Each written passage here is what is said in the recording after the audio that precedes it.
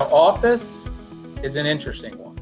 Office, I read something recently that said maybe it'll go to 10% of people work from home from where it was kind of like 5% coming into this.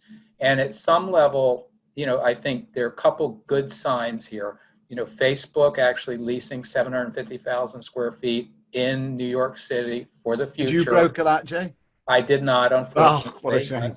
We wouldn't be talking today if you had. No, we'd probably still be talking, but no. Is a good sign of a company that certainly could have all of their people work from home, and they've said most of their people can work from home for a long time. They're making a pretty good bet that things will get better. And keep in mind, things always get better. Nothing lasts forever. I can remember in 1990, we had enough office space, for the rest of our lives, and then they kept building and things got better. Even after 9/11, I was in Washington, D.C. then, and, certainly New York and Washington are much better than after 9/11 and times like that.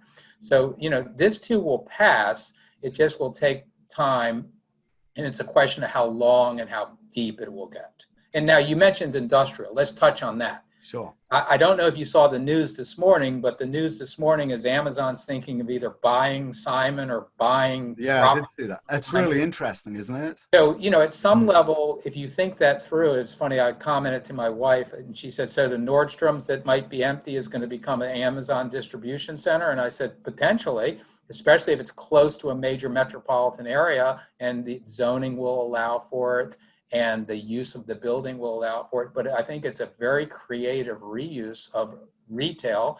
And certainly we've seen big box retail go to different, whether it's medical or things like that. It is interesting. Let's talk about it for a second, because it dramatically changes the makeup of a mall, right? Instead of walking into a department store, now you've got a boarded up thing with a distribution center behind it. When I was building movie theaters, it was a condition of our lease that certain tenants stayed in place.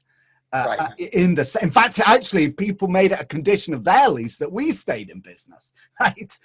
So it's a fundamental shift, and this is important. Actually, it's a fundamental shift in the way that we will recover from this downturn.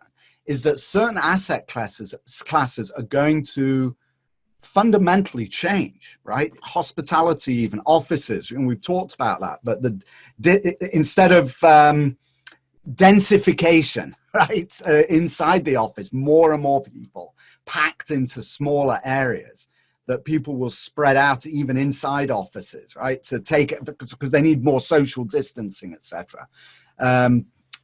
Right, so just how do you think overall that's going to impact? Well, it will have an impact, but keep in mind, and we're seeing this already. You're seeing people some that are doing it correctly and some that just don't care, already saying, you know what, I want to go out. I want to get on a plane. I want to go swim in a pool. I want to go back to the office. There's no question that there's things that are lacking in not being able to be around coworkers, around people to collaborate with, customers, clients. I mean, I used to travel 70% of the time. I don't travel at all now. And in a certain regard, that will come back, but it won't come back until the customer and I feel safe that getting on that plane will not infect him or her or me.